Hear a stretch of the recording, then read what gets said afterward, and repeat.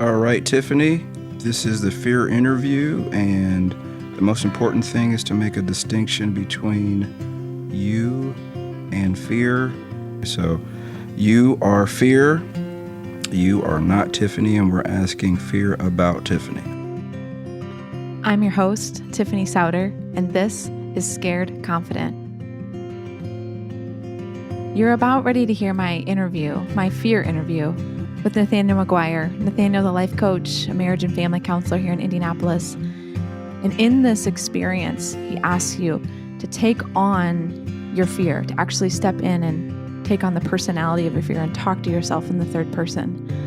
As you listen in on my fear interview with Nathaniel, and as he's asking me these questions and walking me through the process, I just invite you to put yourself in that seat, to ask yourself the same questions. What is fear saying to you? Where are you letting fear take control of your self-perception, of your dreams, of the things that you believe about yourself?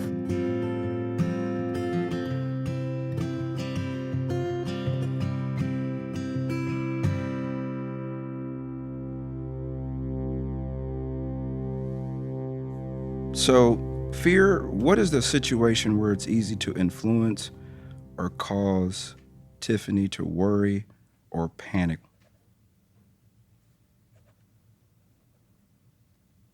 I can get Tiffany's attention when she has a really big idea about something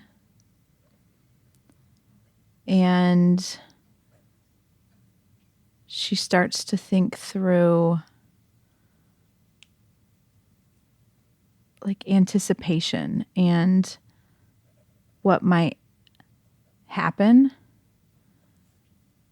And then she starts to think about what other people might think of that and through the lens of their expectations. So, you get her to worry about the unknown, what might happen, and what others are thinking. Yeah, and also I can get Tiffany to also think about why she's not qualified. She starts to see the things in her life that would make her blemished in such a way that she doesn't deserve to walk into that opportunity or to that idea. What is it you specifically tell her is going to happen in that situation where she presents or has a big idea? What's going to happen?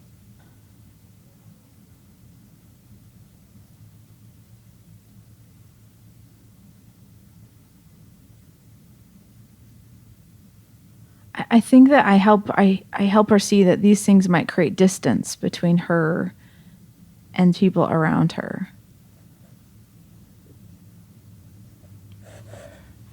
It's easier for me to get her to think about the things that don't qualify her to make it happen. One of the things I've realized, there's 3 notes in the last 3 months that people have written me that were thanking me for something profound, giving me feedback in like a good job that I did in 2020 in leadership. And another one was an employee that was departing that was sharing that this was like working at Element 3 changed her life. It took me probably 3 weeks to have the courage to open up any of those notes. And I can't make sense to myself about why, but it's somehow connected to this whole thing. So, what did you tell Tiffany about what was going to be written in those notes? What did you tell her? What did you make her fearful about? I think I make her fearful that she can't handle the praise, that it's going to become about her. And there's something about being able to like distinguish between me, Tiffany, her life, like as a vessel for good, and helping Tiffany always remember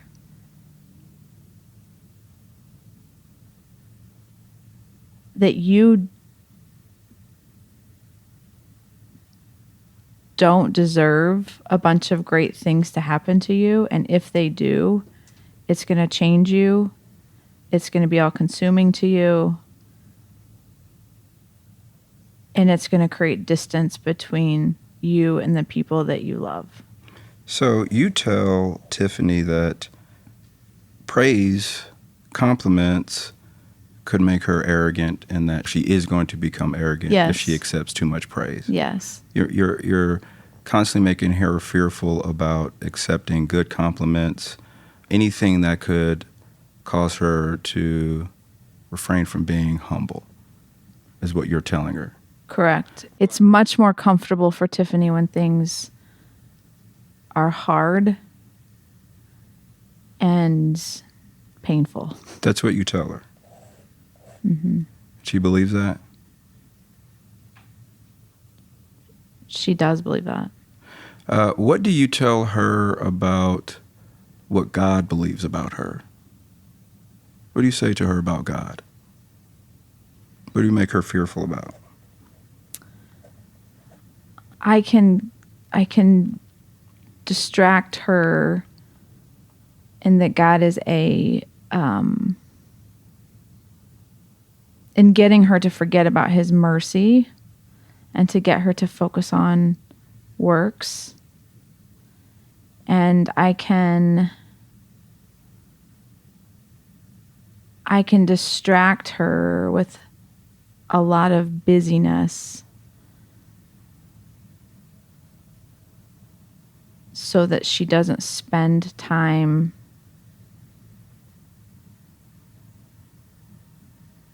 like on her heart. I can use fear. I can show up in a way that makes her believe that she'll disappoint people if she doesn't show up for them physically. That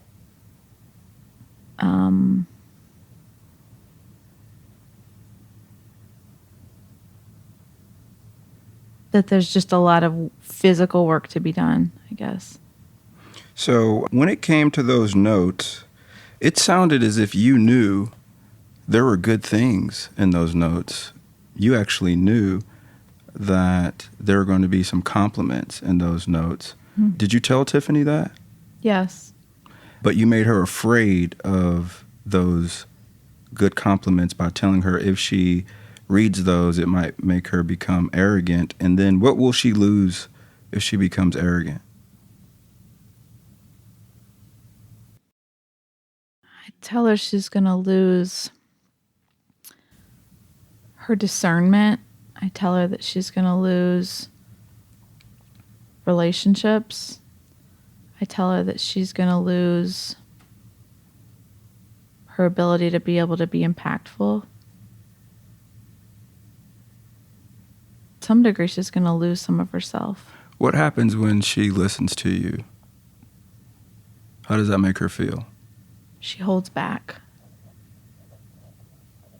She stops. What does that do to her energy? It brings her down. It gives her a bad day or a bad morning or a bad start.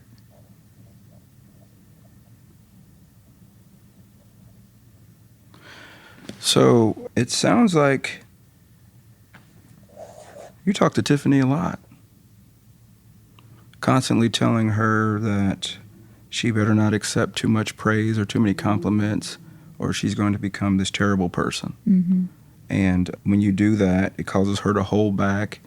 It causes her to lose energy and to feel down. What do you think she would do if she knew the difference between her own thoughts and you telling her these things? For instance, when it came to those notes, if she knew that this was you, it was not her, what would she do? How long would it have taken her to open those notes? She probably would have opened it like on a normal pace, like, a day or an hour, depending on when she saw it first. It became something that I got her to work around. And how long did it take her to open those? Weeks. What else are you in her life making her take weeks to do that she would do at a normal time if you weren't in her life?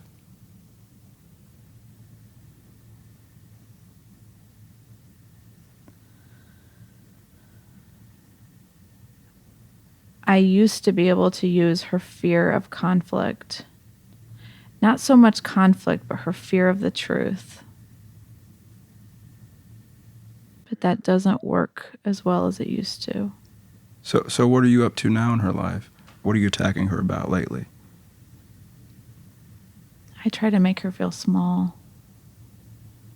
But why? What are you up to? Tell her. What's her big idea that you're after right now? Trying to give purpose to the last 20 years.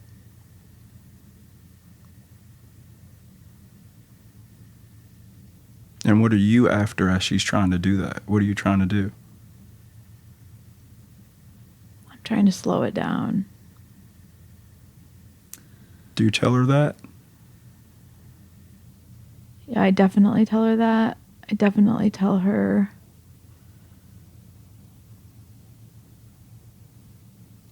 that your friends might make fun of you.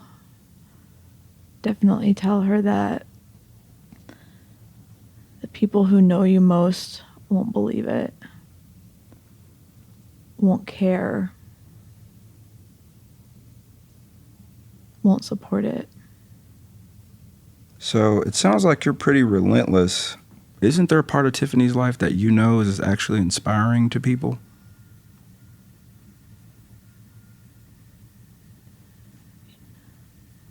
I know that she has a God-given gift of communication and being able to make big things in life simple and relatable.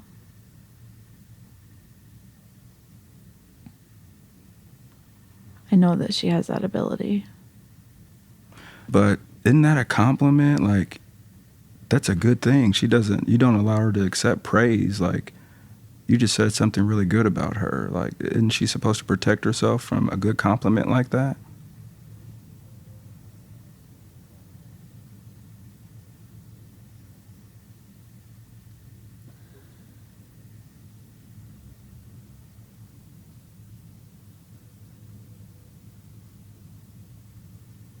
I think that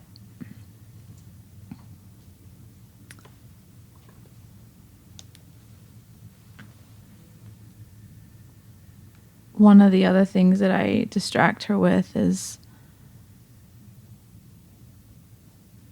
like her husband knows her best, and I tell her that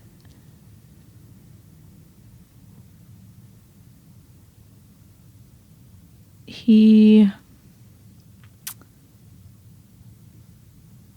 won't understand why you need to go on this journey. What do you tell her is going to happen if she goes on this journey? That speaking the truth about what life really looks like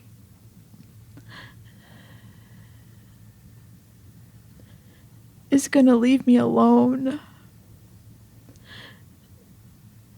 It's going to leave her alone. And that we're asked to pick between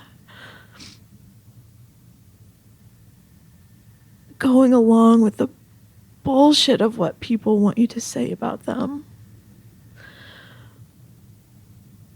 or stepping into truth and being alone.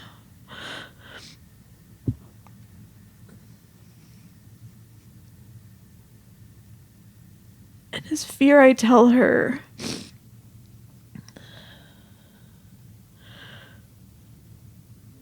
just go with the easy narrative. Just stick with the program. And nobody gets hurt. But you're lying because you're hurting Tiffany already. You're causing her to be more alone by not telling the truth. Because what is it you know about the truth, Fear? Tell us. What does the truth do? Sets you free. That's right. You know that, don't you? And you know that Tiffany is an amazing communicator. Who gave Tiffany that gift to communicate? God. And what does God want her to do with that gift? He wants her to speak truth, to make it normal and okay. That you can be exceptional and blemished at the same time. So lately, you're being pretty relentless, aren't you, with Tiffany? Constantly attacking her mind, telling her that she's going to be alone.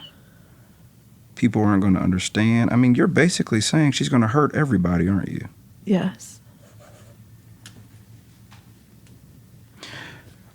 When you told her and made her afraid to open up those letters, and you told her what was going to happen when she opened them up, did that happen? Did she become arrogant and become a terrible person? Did those things happen? No, they didn't. So you lied to her. Yes, I did. So you're pretty deceptive. That's what I do. Deceive and lie.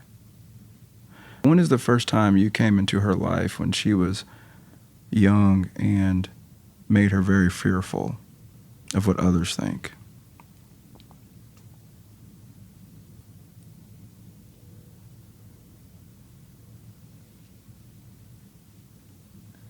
When she was in 6th grade, she was picked on.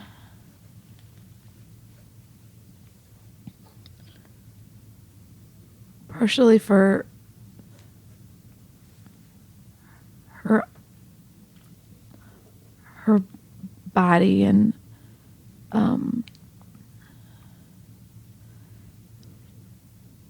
partially for her naive kindness. And it was a situation where there were two schools who came together in middle school, and so just the friend dynamics changed a lot that year for her. And as she kind of, resumed and sort of stepped into friendships like they were before, and they had changed and kids were mean to her, I helped her see that sometimes it's just better to be invisible and to not step into your leadership.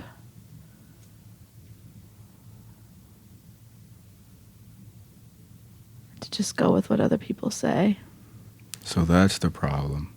You've been with her for a long time, telling her how to be safe and never to go through that again, to be treated like that, bullied, really, excluded. Yeah. That's one of her greatest fears, isn't it?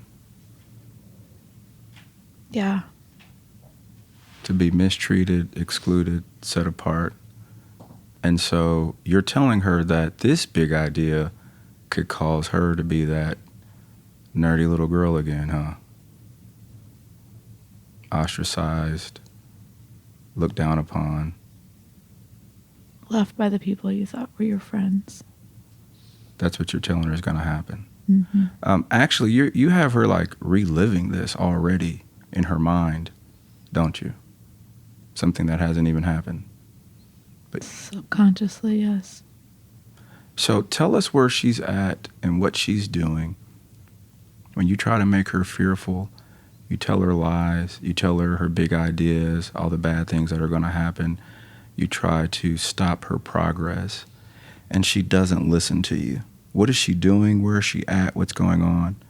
Where she just doesn't listen to you when you tell her these things.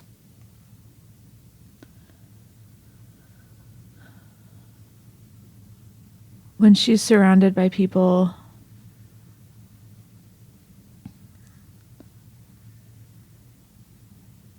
who understand the vision, when she's surrounded by people who she can see in micro moments are connecting to what she's been through,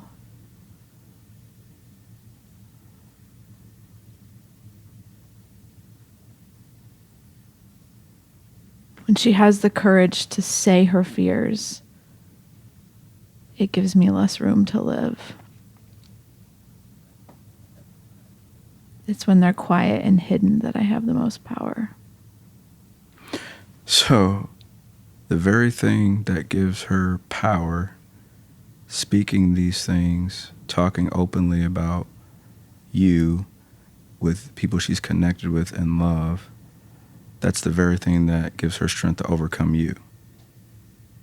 Yes. Do you tell her that? No. No, you don't. It sounds like, well, if she was bullied in school, and mistreated, aren't you bullying her? Aren't you constantly telling her what to be afraid of and what not to do?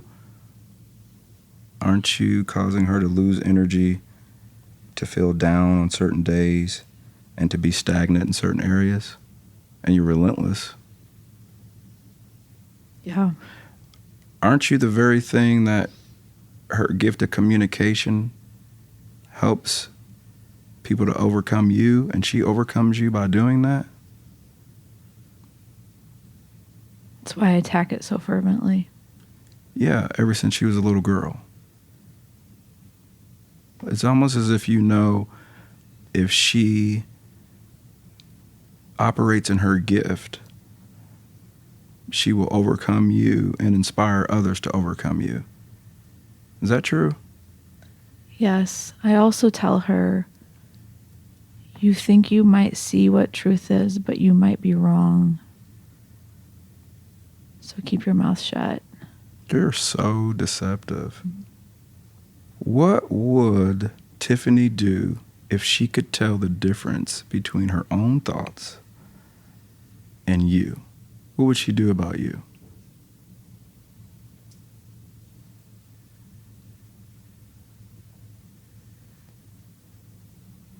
I think she'd just steamroll me. Because she'd be able to get momentum. She'd shut me down.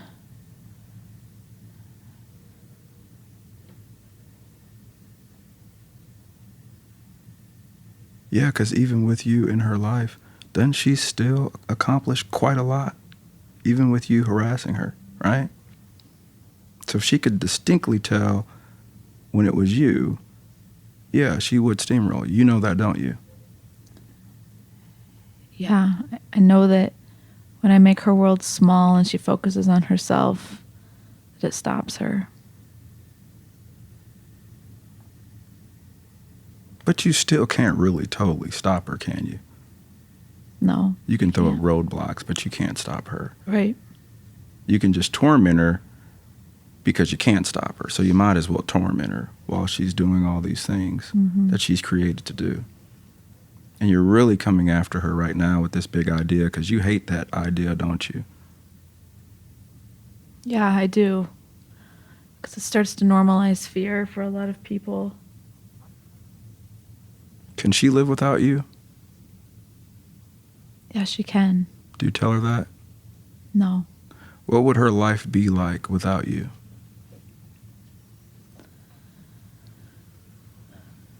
Her life would be full. Her life would be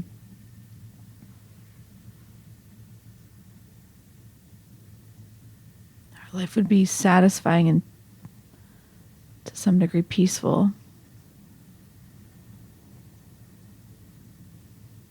I think she would feel clear if I wasn't there. Do you tell her that? No. No. You tell her pretty much. You tell her how you're going to keep her safe. You tell her if she shuts her mouth and she doesn't speak truth to power, she goes with the status quo, everything will be good. That's what you tell her, right? Mm-hmm. But I don't hear at all that makes her feel good, does it? No, it doesn't. And I hear that you know she's actually gifted to do all these very things that you're trying to stop her from doing. Yes, she is. You've been tormenting her for quite some time because you can't stop her, but you are relentless about this new big idea. Like, you're pulling out all the stops. Like, you hate this big idea. Why don't you tell her the truth? What's going to happen when she does this big idea? Tell her what's going to happen.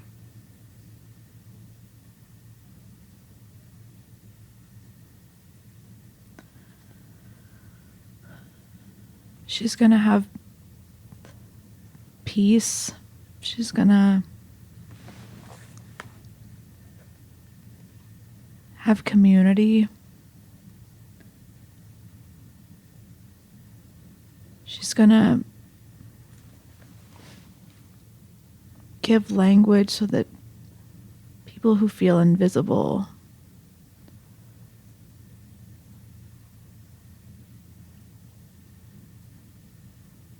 feel seen, and like things are like life is normalized.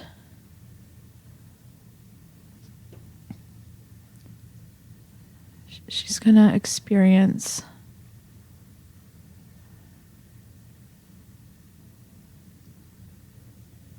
people who are attracted to the intimacy that is available when there's transparency,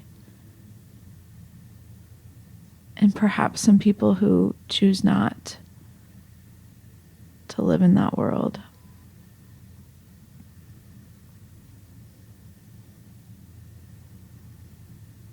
Just gonna experience truth made free. Yep. You don't tell her that, though, do you? No. So,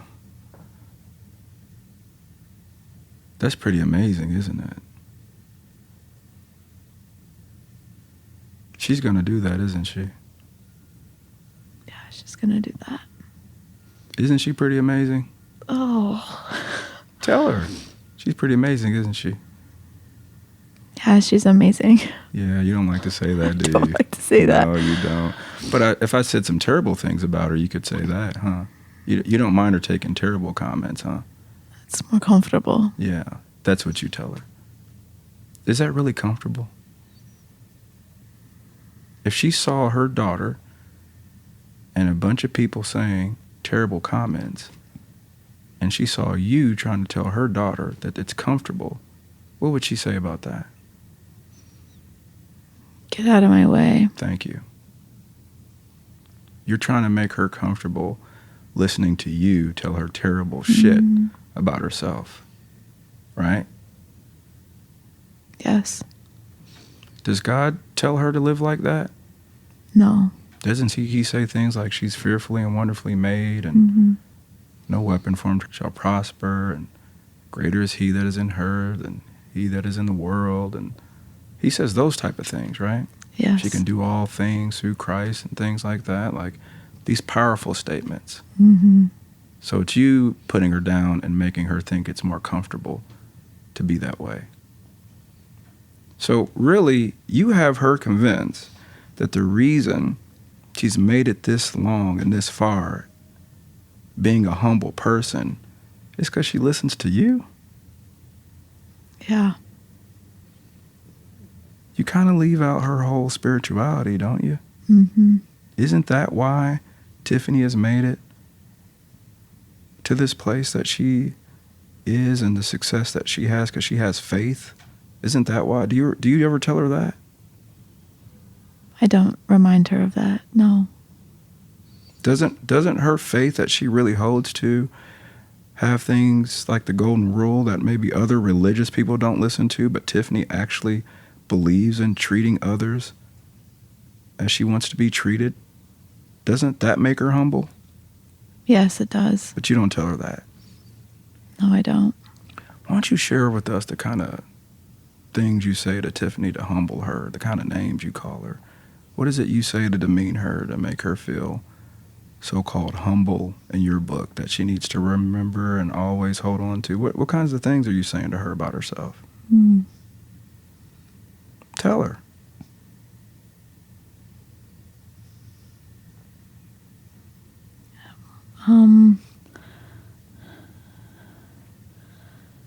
You're not enough, and also that you're that you're prideful.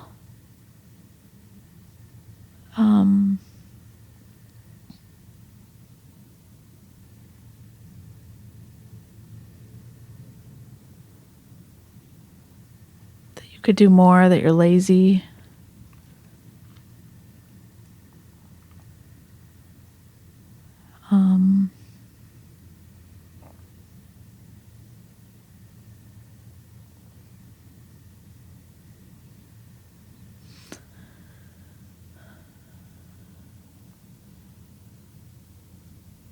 Those are probably the biggest ones. Yeah, that you're lazy and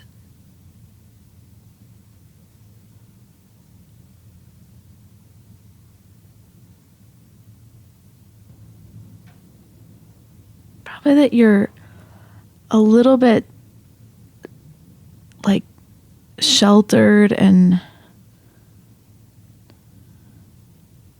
stupid in the sense that like you grew up in a small town. She hasn't seen a lot of stuff.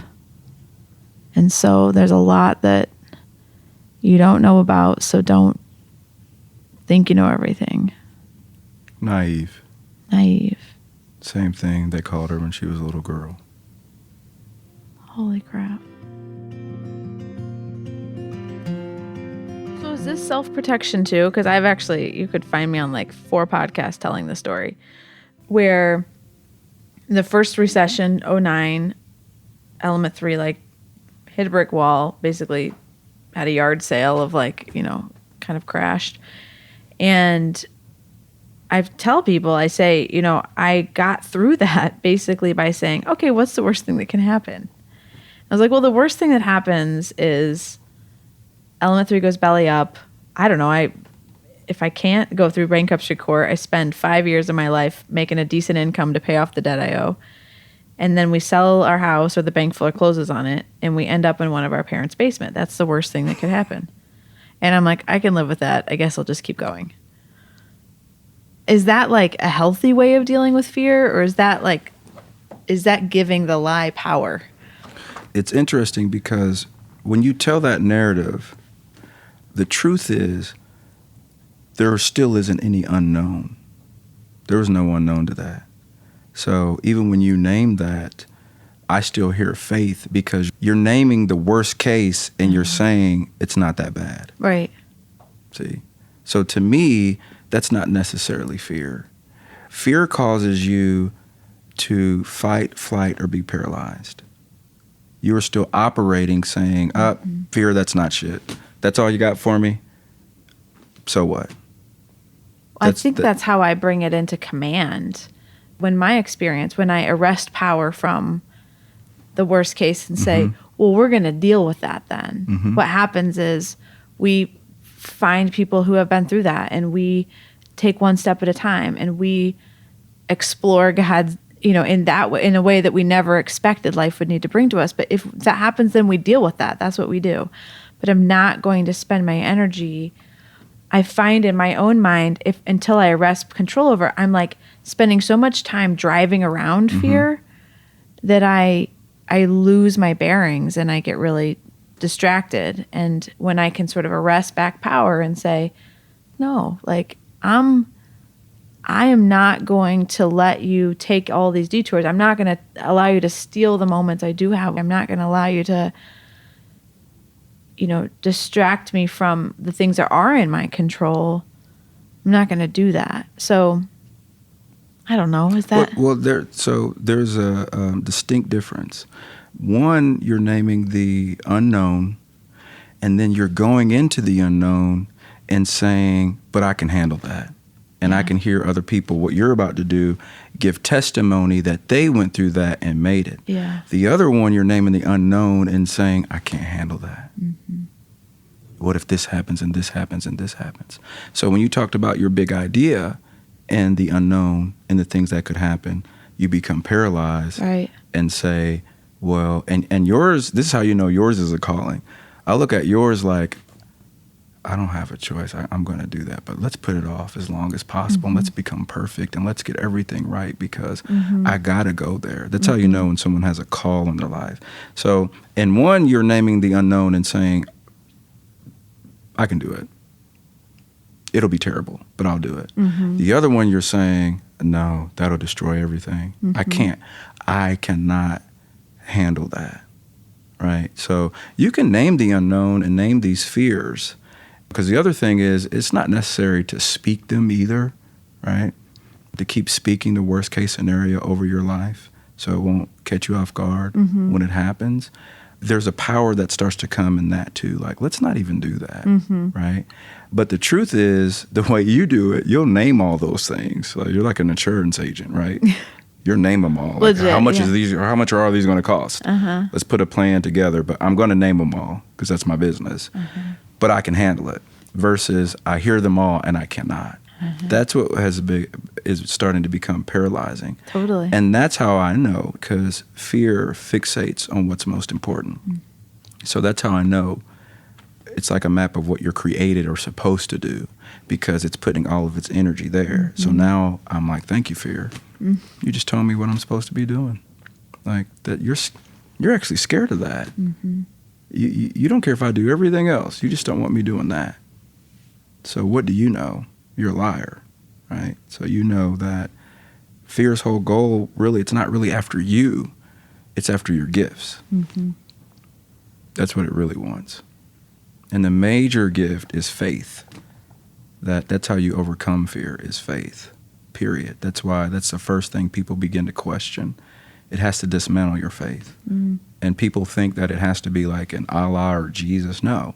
We've all been giving an essence of faith. And it's up to us how to maximize it. You can't get in an elevator if you don't have faith. You can't get in a car if you don't have faith.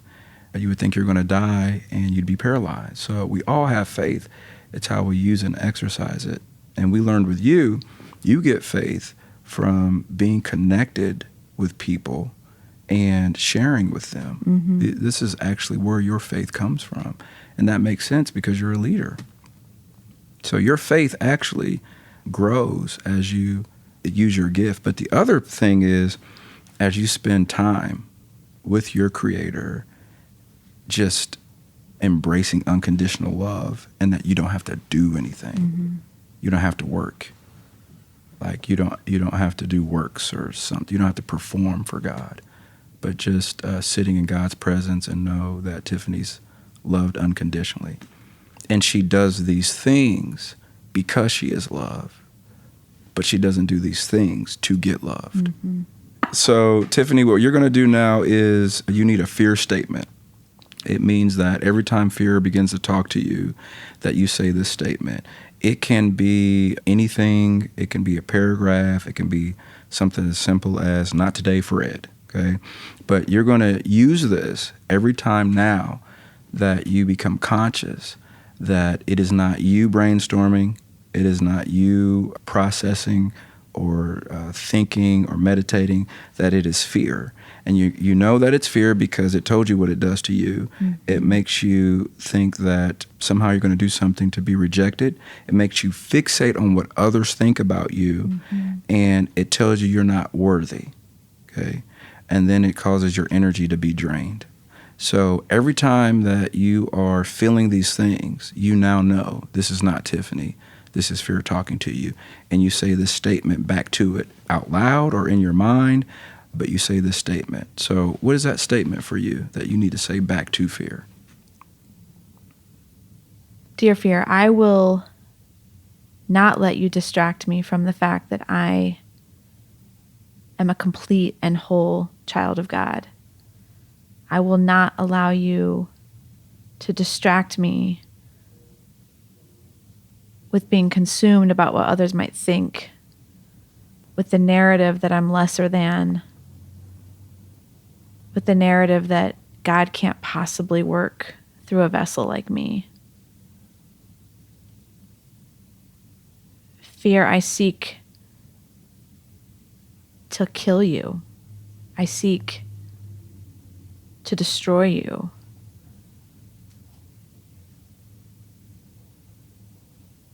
so that you no longer have the ability to do that to me. Fear, I know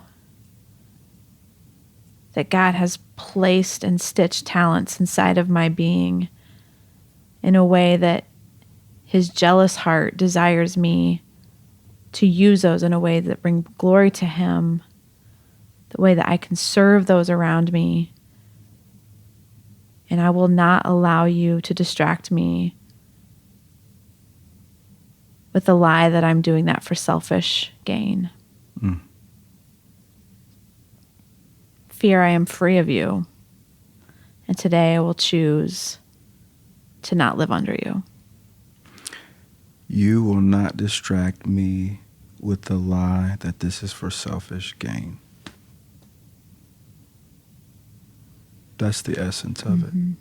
That's what it constantly tells you. Yeah. You will not distract me with the lie that is for selfish gain. Uh-huh.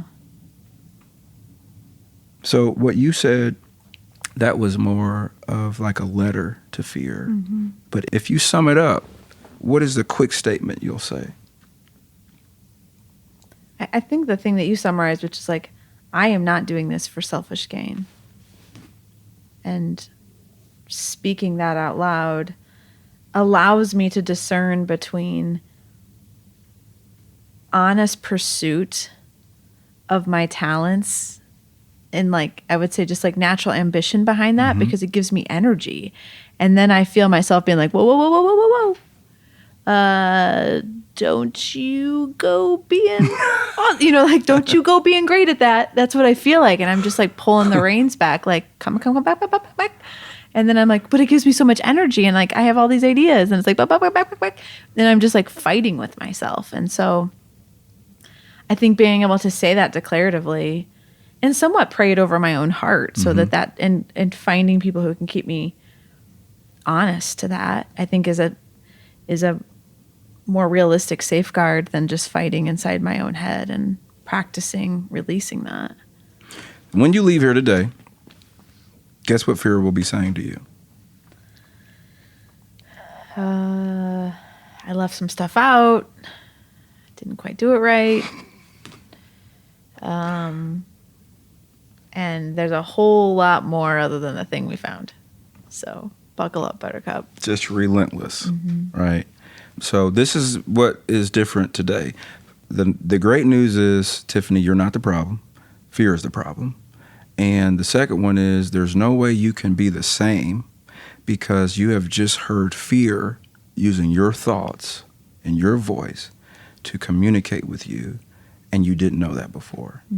And so now when it talks, you may get a couple words in, but like nails on a chalkboard, you'll start to hear like, that's you again.